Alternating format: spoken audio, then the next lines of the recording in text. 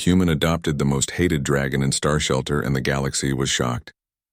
Blood still stained the floor where the cleaning bots had given up scrubbing. Sam Rivers knelt beside the dark patches, running his scanner over the remnants of what everyone called the incident. 3 weeks had passed since the plasma fire in Docking Bay 12, yet nobody wanted to talk about what really happened that day. The young Drac Mori responsible for the deaths sat locked behind energy barriers in the deepest part of the station's isolation ward. Sam had read the reports dozens of times. Ember, barely past adolescence by Drac Mori standards, had supposedly gone into a rage and incinerated 3 maintenance workers. The official story painted it as another example of why dragon-like beings could never be trusted around civilized species. Sam closed his scanner and stood up. Something felt wrong about the whole situation. In his 15 years as a xenobiologist, he had studied dozens of supposedly dangerous species. Most turned out to be misunderstood rather than malicious. The Drac Mori, however, carried a reputation that made even hardened space marines nervous. The walk to the isolation ward took Sam through the busiest parts of Starshelter Station. Aliens of every shape and size went about their daily business, trading goods and information from across the galaxy. The massive space station served as neutral ground where former enemies could conduct business without fear of violence. At least that was the theory. "Dr. Rivers, you cannot seriously be considering this," Commander Iris Vale said as she intercepted him near the security checkpoint. Her stern expression made it clear she had been waiting for him. "The creature is scheduled for termination in 60 hours. The decision is final." Sam pulled out his personal datapad and showed her the adoption forms he had spent all night preparing. "Actually, Commander, according to Galactic Protection Act 247, any sentient being facing execution has the right to request asylum through adoption. I am formally submitting my application." Vale's face turned several shades of red. "That law was written for political prisoners, not for monsters that burn people alive. Do you have any idea what kind of panic this will cause? Half the species on this station will demand immediate evacuation." "Then maybe it is time they learned the truth," Sam replied calmly. He had made up his mind during his sleepless night reviewing xenopsychology texts. Everything he knew about Drac Mori behavior suggested they were not naturally violent. Their aggression typically stemmed from extreme stress or perceived threats to their family groups. The security checkpoint required 3 different scans before allowing Sam access to the isolation level. The corridor beyond was lined with empty cells, each one designed to hold different types of dangerous prisoners. Only one cell showed signs of recent use, and the damage was extensive. Deep gouges marked the walls where claws had scraped against metal. Scorch marks blackened the ceiling from repeated fire blasts. The energy barrier hummed at maximum power, casting blue light across everything inside the cell. Ember lay curled in the far corner, massive wings wrapped around a body that should have been magnificent, but instead looked broken. The young dragon's scales, which should have gleamed like polished obsidian, were dull with malnutrition and stress. Healing scars covered the creature's hide, some clearly fresh from desperate attempts at self-harm. "Hello," Sam said quietly, settling down cross-legged in front of the barrier. "My name is Sam. I came to see how you were doing." Golden eyes snapped open and fixed on him with burning intensity. Ember's head rose slowly, revealing a face that mixed reptilian features with something almost feline. The dragon's expression held no warmth, only suspicion and barely controlled rage. "I know you cannot understand my words yet," Sam continued, keeping his voice soft and steady, "but I want you to know that someone cares about what happens to you. You are not alone anymore." Ember's response was swift and violent. The dragon lunged at the barrier with claws extended and jaws open wide. Plasma fire erupted from Ember's throat, washing over the energy field in waves of superheated gas. The temperature in the corridor spiked instantly, forcing Sam to back away from the intense heat. When the flames finally died down, Ember collapsed against the far wall, breathing heavily. The effort had clearly exhausted the weakened dragon. Sam could see rib bones showing through the creature's hide, evidence of weeks without proper food. "You are afraid," Sam observed, moving closer to the barrier again despite the lingering heat. "Something terrible happened to you before the incident in the docking bay. Something that made you believe the whole galaxy wants to hurt you." This time Ember did not attack. The dragon simply stared at Sam with those burning golden eyes. as if trying to understand why this strange pink creature refused to run away screaming like everyone else. Sam pulled out his datapad and began recording observations. Subject shows signs of severe malnutrition and psychological trauma. Physical wounds consistent with restraint injuries rather than combat damage. Behavior suggests defensive rather than predatory aggression patterns. A soft chiming sound from his communicator interrupted his notes. Commander Vale's voice crackled through the speaker. "Dr. Rivers, please report to my office immediately.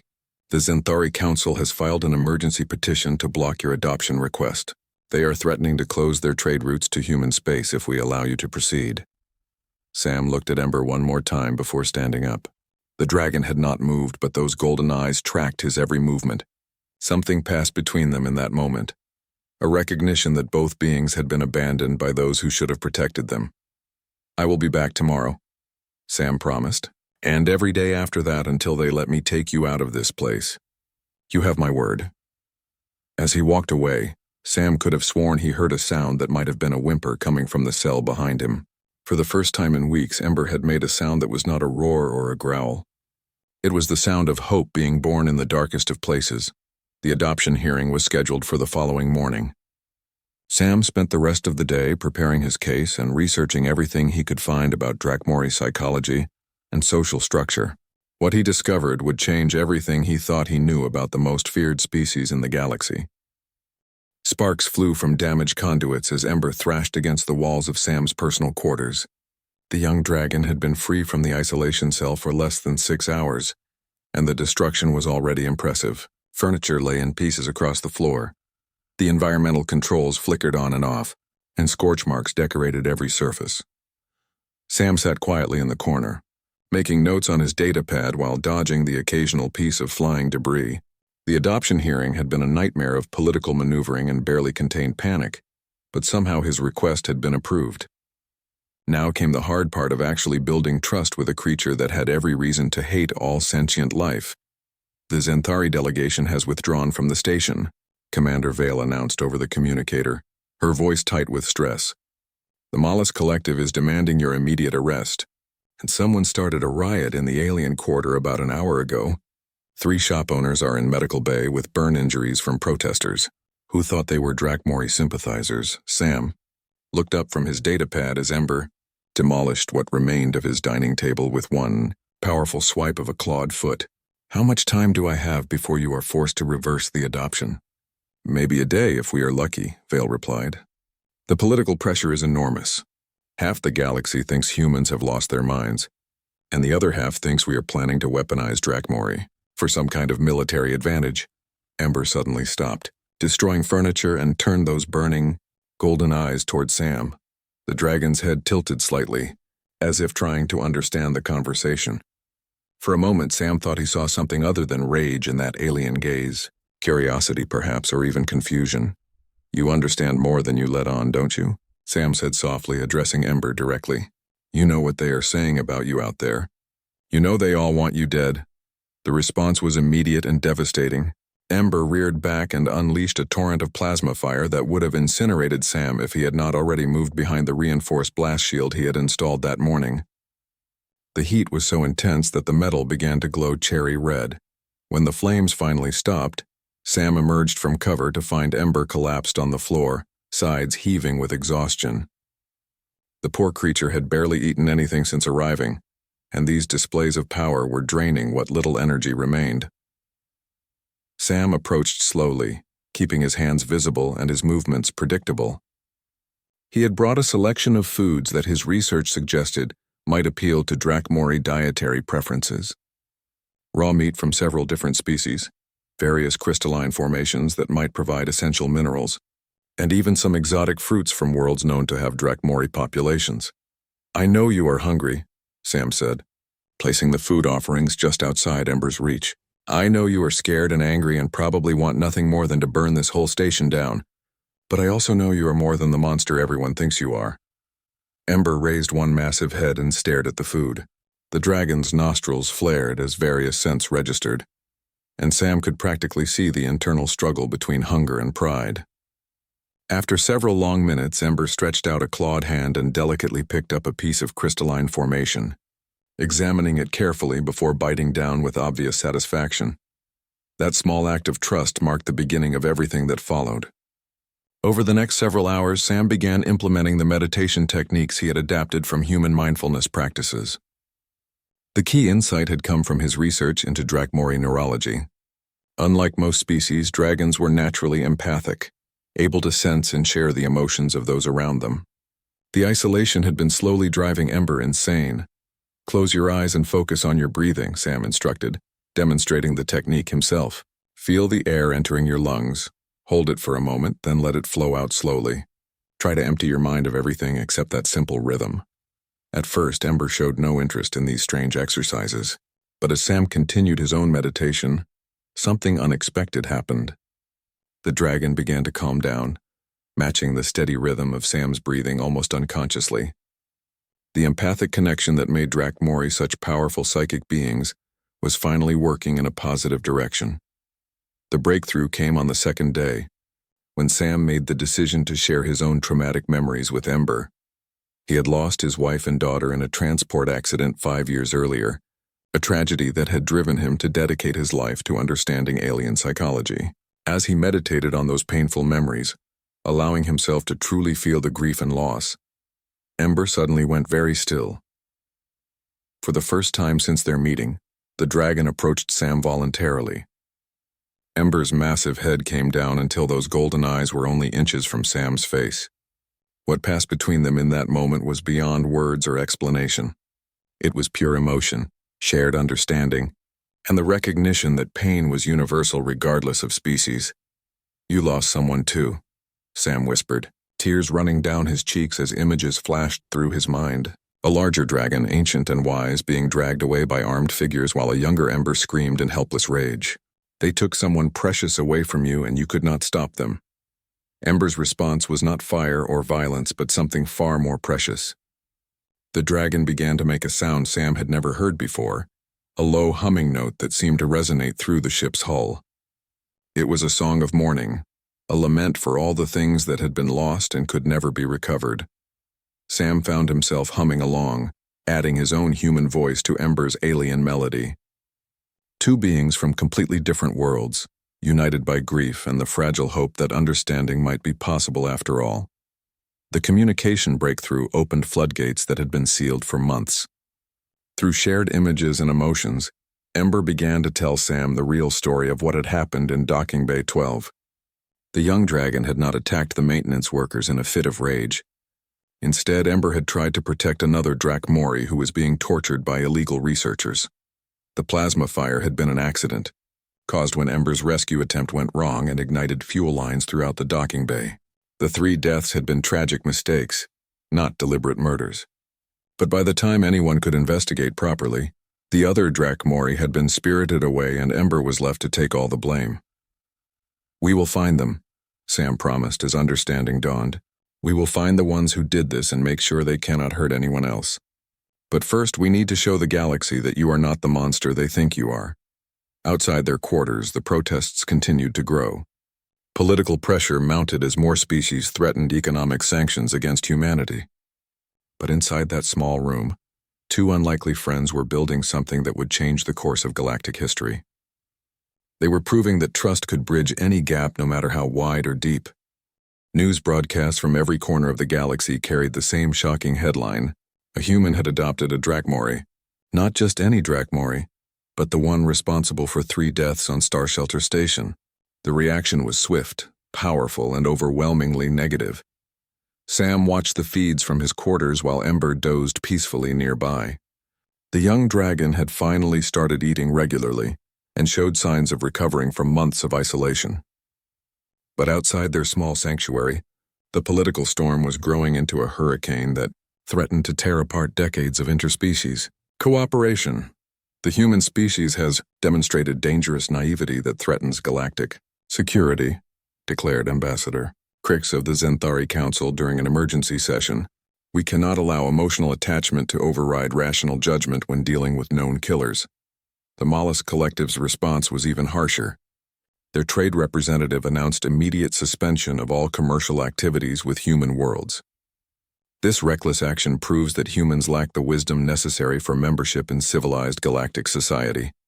Even species that normally remained neutral were choosing sides. The hegemony of worlds recalled their ambassadors from human space stations. The Warhawks faction began spreading rumors that humanity was secretly building an army of weaponized dragons to conquer their neighbors, but not everyone condemned Sam's actions. Deep in the observation deck of Starshelter Station, an ethereal wanderer named Whisper of Stars watched the controversy unfold with ancient eyes that had seen the rise and fall of a dozen civilizations. Unlike other species, the wanderers possessed natural psychic abilities that allowed them to sense emotional truth beneath political rhetoric. There is something different about this bond, Whisper of Stars mused to Commander Vale during one of their regular meetings. The human and the dragon share a connection that transcends normal empathy. I sense healing where others see only danger. Vale rubbed her temples, feeling the weight of command pressing down on her shoulders.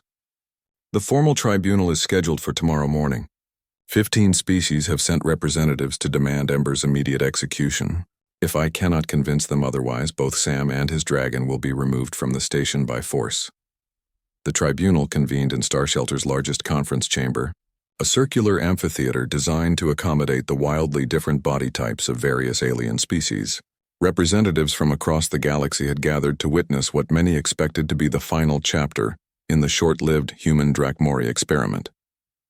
Sam entered the chamber with Ember at his side, connected by a simple leather leash that fooled no one.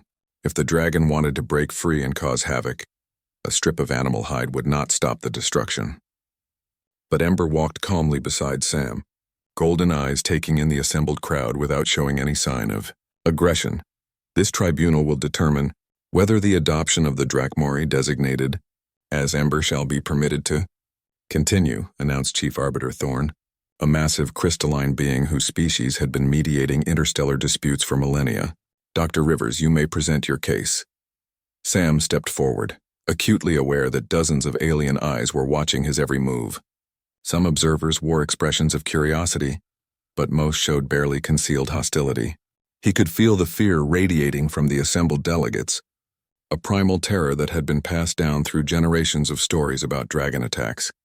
Honored delegates, I ask you to look beyond your preconceptions and see the truth, Sam began, his voice carrying clearly through the chamber's acoustic systems. Ember is not the monster you believe. The events in Docking Bay 12 were not acts of malicious violence, but desperate attempts to save another being's life. Angry murmurs rippled through the crowd as Sam continued his defense. He presented evidence of Ember's improving behavior, documented the dragon's capacity for learning and emotional growth, and argued that execution would be a tragic waste of a unique opportunity for interspecies understanding. But the prosecution was equally prepared. They brought forth holographic recordings of the Docking Bay fire, testimony from survivors who described the terror of facing dragon flames, and expert opinions about the inherent dangers of Drakmori psychology. The defendant claims this creature can be reformed, sneered the Zenthari prosecutor. But what happens when instinct overrides training? What happens when this beast decides to protect something else and burns down half a city in the process? The turning point came when Sam made a decision that shocked everyone in the chamber. He stepped closer to Ember and placed his hand on the dragon's massive head, establishing the psychic connection they had developed over the past weeks. I offer to share Ember's memories of that day, Sam announced.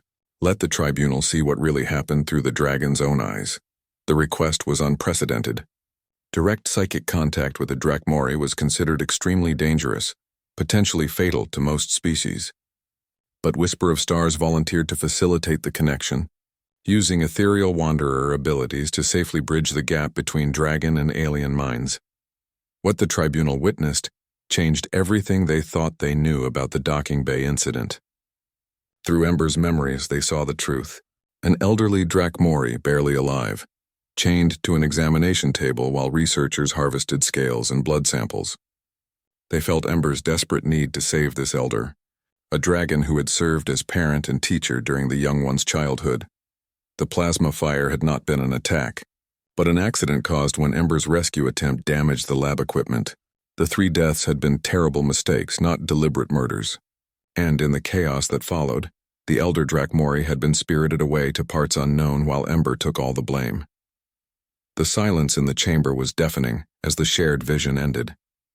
Several delegates were visibly shaken by the emotional intensity of what they had experienced. Others showed signs of confusion as long-held beliefs crumbled in the face of undeniable truth. But even revelation could not overcome politics. The vote was close, but the majority still favored Ember's execution.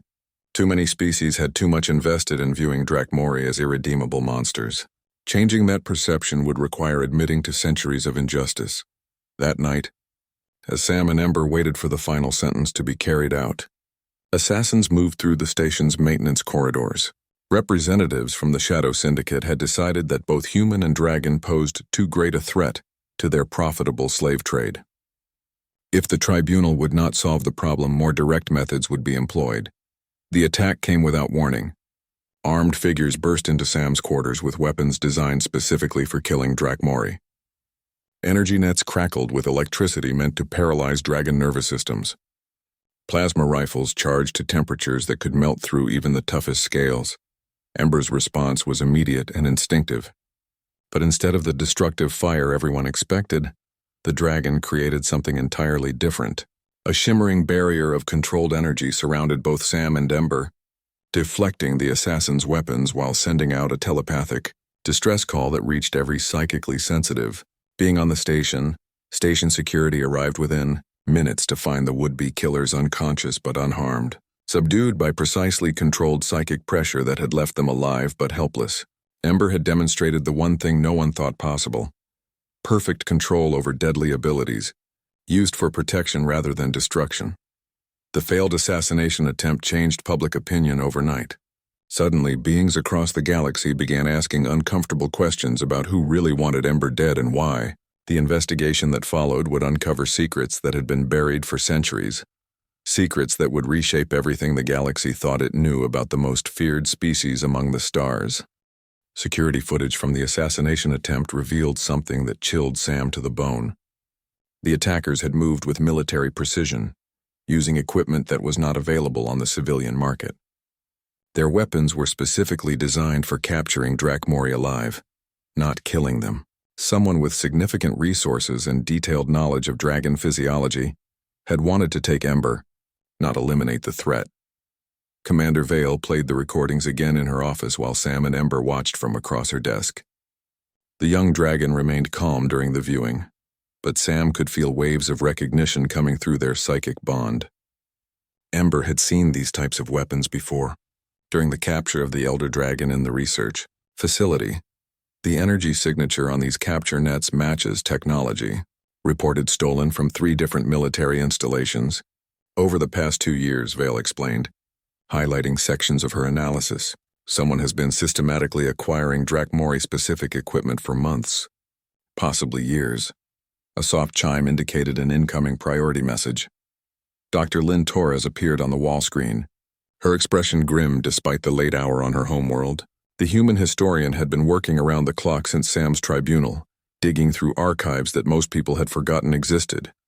"I found something," Lynn announced without preamble. "Sam, what I am about to show you will change everything we thought we knew about Drakmori history. Are you prepared for that?" Sam glanced at Ember, who was listening intently despite not understanding the human language. The dragon seemed to sense the importance of this moment. Golden eyes fixed on the screen with unusual focus. "Show us," Sam replied. Lynn's research had taken her deep into the restricted archives of the archive worlds, ancient repositories of knowledge maintained by the galaxy's oldest civilizations. What she had discovered there painted a very different picture of Drakmori evolution and culture. For the past 1,000 years, the official history has portrayed Drakmori as naturally aggressive predators who posed an existential threat to civilized space, Lynn explained, displaying holographic documents that flickered with age. But the original records tell a completely different story. The truth was staggering in its simplicity. Drakmori had not been warriors or monsters. They had been guardians, protectors of ancient psychic sites scattered throughout the galaxy. Their powerful abilities had been used to maintain balance in the cosmic forces that held reality together. They were peaceful, Lynn continued, her voice filled with wonder at her own discoveries. Drakmori society was built around healing and protection. They served as living bridges between the physical and psychic realms, helping other species develop their own mental abilities safely. The holographic displays showed images of Drakmori working alongside various alien species, their flames being used to forge psychically active metals, and their telepathic abilities helping to establish communication between previously incompatible civilizations.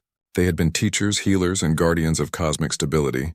Then what happened? Sam asked, though he suspected he already knew the answer.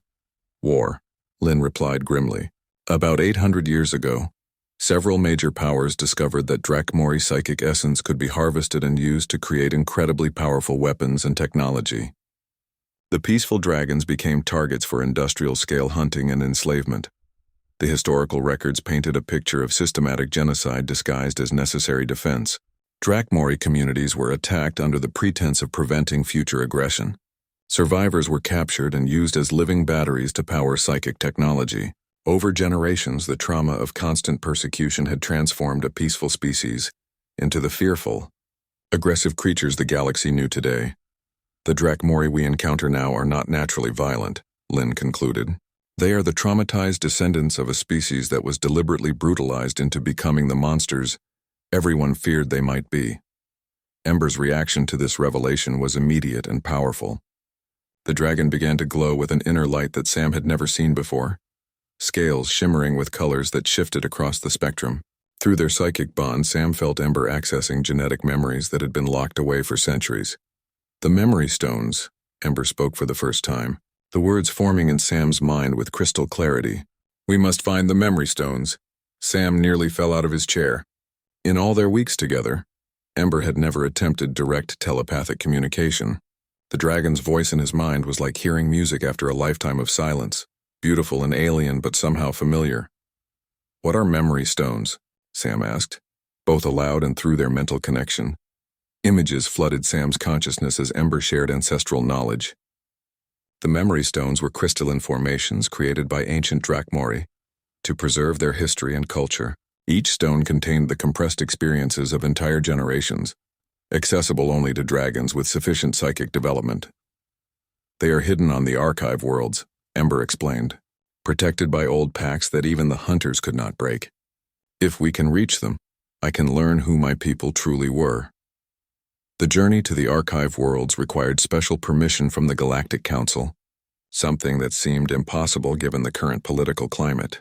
But Whisper of Stars surprised everyone by offering to sponsor the expedition under ancient exploration treaties. The ethereal wanderers have long suspected that the truth about Drakmori history was being suppressed, the ancient being explained, during their departure briefing. This may be our only chance to uncover facts that have been buried for centuries. The small ship that carried them to the archive worlds was cramped but well equipped for archaeological work. Sam spent the journey learning more about Drakmori psychology from Ember, who seemed to grow stronger and more confident with each passing day. The dragon's true personality was finally emerging from beneath layers of trauma and defensive aggression. The archive worlds themselves were a wonder to behold. Vast libraries stretched across entire continents, tended by artificial intelligences that had preserved knowledge for millions of years. The Memory Stone chamber was located deep underground, protected by security systems that recognized Ember's genetic signature despite centuries of corruption. When Ember finally made contact with the Memory Stones, the transformation was immediate and breathtaking. The young dragon's consciousness expanded to encompass the experiences of thousands of ancestors, learning skills and wisdom that had been thought lost forever. Sam watched in amazement as Ember demonstrated abilities that no living being had seen in centuries. The dragon could heal psychic wounds with a touch, create protective barriers that seemed to bend reality itself, and communicate across vast distances through pure mental force. This is what we were meant to be, Ember explained as the memory integration completed. Not weapons or monsters, but guardians of the balance between mind and matter. The galaxy needs us now more than ever, but their discovery had not gone unnoticed. As they prepared to leave the archive worlds, long-range sensors detected approaching ships. The Shadow Syndicate had tracked them across half the galaxy, and this time they were bringing enough firepower to level entire cities. The battle for truth was about to begin, and the outcome would determine whether the galaxy learned to heal old wounds or remained trapped in cycles of fear and violence that had already claimed too many lives. Alarms screamed across Admiral Stone's flagship as the impossible readings appeared on every sensor screen. Dozens of Drakmori signatures were lighting up the tactical display, moving in coordinated formations that suggested military training. But these dragons were not attacking human positions, they were protecting them. "Admiral, this cannot be right," reported Lieutenant Hayes from the sensor station. "The Drakmori are shielding our ships from the Shadow Syndicate attack. They are actually fighting alongside us." Stone stared at the tactical display in disbelief. For 30 years he had prepared for the day when humanity might have to face Drakmori in battle. Every simulation had ended in catastrophic human losses. The dragons were simply too powerful, too fast, and too psychically advanced for conventional weapons to be effective. But now they were allies instead of enemies, and the change was reshaping the entire battle. The Shadow Syndicate had brought 3 battle fleets to the Archive worlds, expecting to find Sam and Ember defenseless among the ancient libraries. Instead, they faced a growing coalition of human ships, ethereal wanderer vessels, and most shocking of all, a pack of Drakmori who had been freed from Syndicate slave ships during the fighting.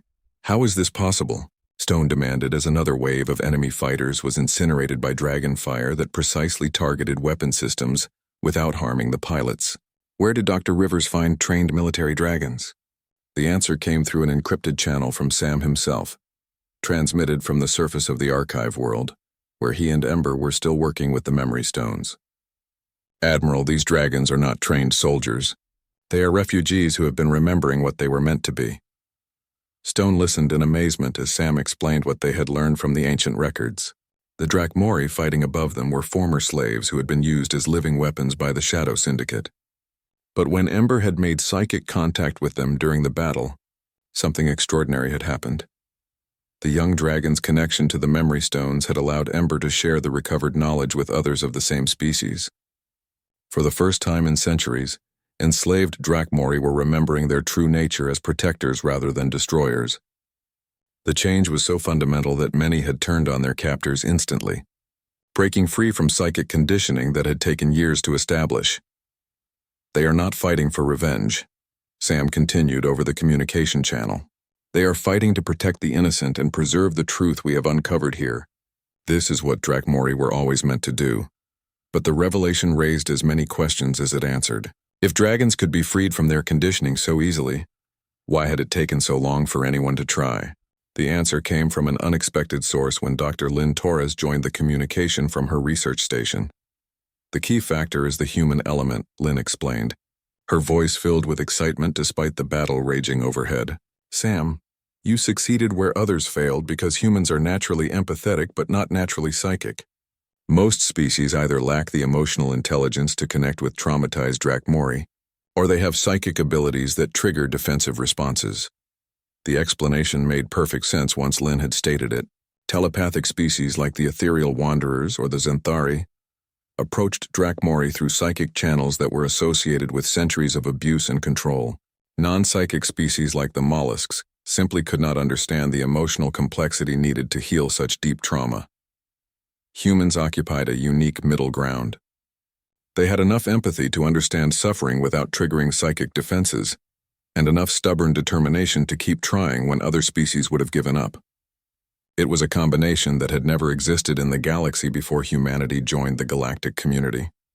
"We can fix this," Sam transmitted as explosions lit up the sky above the Archive world. "Every human Drakmori partnership creates the possibility for healing on both sides. We can break the cycle of fear and violence that has trapped both species for centuries." Admiral Stone found himself facing a command decision that would define his legacy. The logical choice was to retreat from the Archive worlds and let the Shadow Syndicate destroy the evidence of Drakmori history. That would preserve the status quo and avoid the political complications that would follow if the truth became widely known. But Stone had seen the tactical recordings of dragon-human partnerships in action. Sam and Ember moved together with a coordination that seemed almost supernatural, anticipating each other's actions and covering each other's weaknesses with perfect timing. If humans could form similar bonds with other Drakmori, the military applications were staggering. "All ships stand and fight," Stone ordered, his voice carrying across the fleet communication network. "We will hold this position until Dr. Rivers completes his research. The knowledge in those archives belongs to the entire galaxy, not just to the highest bidder." The battle that followed would be remembered as the turning point in galactic history. Human ships fought alongside freed Drakmorian formations that had never been tested, but somehow worked perfectly. Dragonfire provided cover for human boarding parties who liberated more enslaved dragons from Syndicate vessels. Each rescue added to the growing coalition as newly freed dragons shared their recovered memories with others still in captivity. The Shadow Syndicate forces, designed to overwhelm scattered resistance, found themselves facing an increasingly organized defense that adapted and grew stronger with each passing hour. Their advantage in numbers meant nothing when their own weapons were turning against them, as more dragons broke free from psychic conditioning. The final blow came when Ember, now fully integrated with the ancient memories, established a psychic network that connected every Drakmori in the star system. For the first time in 8 centuries, dragons from different regions and backgrounds were able to communicate as a unified species rather than isolated survivors. The effect on Syndicate forces was immediate and decisive. Enslaved dragons throughout their fleet began to remember their true nature simultaneously, creating a cascade failure in the criminal organization's command structure. Within hours, the most powerful slave trading operation in the galaxy had collapsed from within, but victory in battle was only the beginning. As news of the archive world discovery spread across the galaxy, reactions varied wildly. Some species welcomed the chance to heal old wounds and build new relationships with reformed Drakmori. Others saw the growing human-dragon partnerships as a threat to the existing balance of power. The real test would come in the days and weeks that followed, as the galaxy struggled to process the truth about Drakmori history and decide whether to embrace change or resist it. Sam and Ember had proven that cooperation was possible, but translating that success to galactic scale would require wisdom, patience, and the kind of stubborn human optimism that refused to accept that any problem was truly unsolvable. Fire rained from the sky above New Geneva, as the largest gathering in galactic history prepared to witness something unprecedented. Delegates from every known species had come to Earth's capital city, drawn by reports of a phenomenon that challenged everything they thought they knew about interspecies relations. In the center of the great assembly hall, Sam Rivers stood beside Ember as they faced questions from beings whose ancestors had fought wars over Drakmori policy. But the young dragon was no longer the broken, traumatized creature from Starshelter Station. Ember's scales now gleamed with inner light, reflecting the confidence and wisdom gained from connection with ancestral memories. "The evidence presented to this assembly is difficult to dispute," admitted Chief Arbiter Thorne, whose crystalline form sparkled as he spoke. "The records from the archive worlds clearly show systematic deception regarding Drakmori nature and history. The question now becomes what we do with this knowledge." 6 months had passed since the battle above the archive worlds, and the galaxy was still reeling from the revelations. The Shadow Syndicate's collapse had exposed corruption reaching into the highest levels of several major governments. Trade routes that had been built on Drakmori slave labor were shutting down. Entire economic systems were facing reorganization as the truth about dragon exploitation became impossible to ignore. But the most shocking change was happening right here in the assembly hall. Dozens of human Drakmori partnerships were demonstrating abilities that seemed to rewrite the laws of physics. Dragons who had been programmed as weapons were now healing psychological trauma in other species. Humans who had been considered too primitive for advanced galactic society were facilitating communication between beings who had been unable to speak to each other for thousands of years. The Zinthari Council wishes to formally apologize for our previous position regarding Drakmori policy, announced Ambassador Crix, her normally proud demeanor showing unusual humility. "We had allowed fear to override wisdom, and innocent beings suffered because of our prejudice." Similar statements came from representatives across the assembly. The Malus Collective restored trade relations with humanity. The Hegemony of Worlds requested assistance in establishing their own human-dragon partnership programs. Even the Warhawks faction admitted that their concerns about weaponized Drakmori had been based on incomplete information, but not everyone was ready to embrace change. A coalition of conservative species continued to argue that the risks outweighed the potential benefits. They pointed to the tremendous psychic power demonstrated by Freed. Drakmorian questioned whether any safeguards could prevent future conflicts. "We have seen what happens when dragons lose control," argued the hegemony military representative. The destruction at the archive worlds, even in defense of innocent lives, was enormous. "How can we trust that these partnerships will remain stable under stress?" The answer came from an unexpected source. Ember stepped forward and began to glow with the same inner light that had first appeared during connection with the memory stones. But instead of demonstrating destructive power, the young dragon did something that left the entire assembly speechless. Psychic barriers that had separated species for millennia began to dissolve. Beings who had never been able to truly understand each other suddenly found themselves sharing thoughts and emotions across species lines. The Xanthari experienced Mollusk collective consciousness. The individualistic humans felt the communal warmth of ethereal wanderer group mind. For a brief shining moment, the assembly became a single organism composed of countless different perspectives. When the connection ended, the silence stretched for several minutes. Delegates sat in stunned amazement as they processed the experience of true interspecies understanding. Many were openly weeping, overwhelmed by the beauty of minds so different from their own. "This is what we offer," Ember said, the dragon's voice now reaching every being in the hall through direct telepathic contact. "Not domination or conquest, but understanding. We can help you see through each other's eyes, feel through each other's hearts, and build a galaxy where difference is celebrated rather than feared." The transformation that followed was swift and comprehensive. The Galactic Council was restructured with new representatives, including the first Drakmori delegate in over 1,000 years. Laws were passed protecting the rights of psychic beings and establishing rehabilitation programs for traumatized dragons. The old economic systems based on exploitation were replaced with cooperative networks that valued contribution over domination. Sam found himself appointed to a position he had never wanted but was uniquely qualified to fill. As the first interspecies integration coordinator, he was responsible for helping other supposedly dangerous species find their place in galactic society. His success with Ember had proven that understanding and patience could overcome even the deepest prejudices.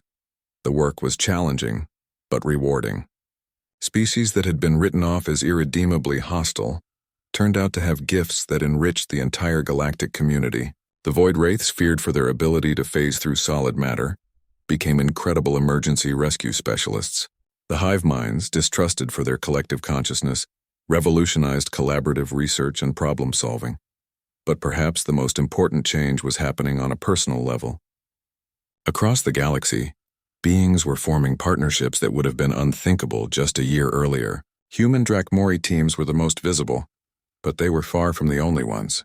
Ancient enemies were becoming friends as they learned to see past surface differences to the common desires that united all sentient life. Ember had become a symbol of redemption and second chances, traveling with Sam to help heal wounds between species. Their bond demonstrated that true strength came not from power over others, but from the courage to trust and protect those who were different. The real test came when they encountered their first group of wild Drakmori, dragons who had never been enslaved but had spent generations hiding from galactic civilization.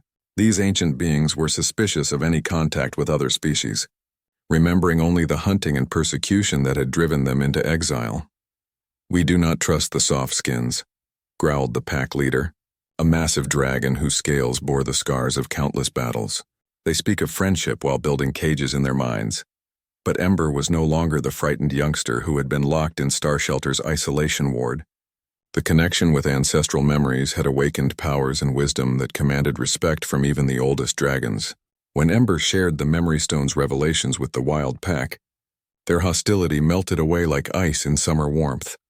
"The time of hiding is over," Ember declared as more dragons emerged from their hidden refuges. "The galaxy is ready to remember what we were meant to be together." Years later, Sam would look back on this moment as the true beginning of the new galactic age. Not the political restructuring or the economic reforms, but the simple act of beings choosing trust over fear. He and Ember had started with nothing more than compassion for a suffering creature, and that small act had grown into a transformation that touched every corner of known space. The galaxy was still dangerous, still full of challenges and conflicts that required wisdom and courage to resolve. But now those challenges were being met by beings who understood that their differences were strengths rather than weaknesses. The age of isolation and suspicion was ending, replaced by an era of cooperation and shared purpose. As Sam watched new partnerships form across species lines, he knew that Ember had been right from the beginning. The galaxy had not needed conquest or domination to reach its potential. It had only needed beings willing to see past their fears and extend a hand in friendship to those who seemed different. That simple act of courage had changed everything, proving that sometimes the smallest gestures could reshape the course of history itself.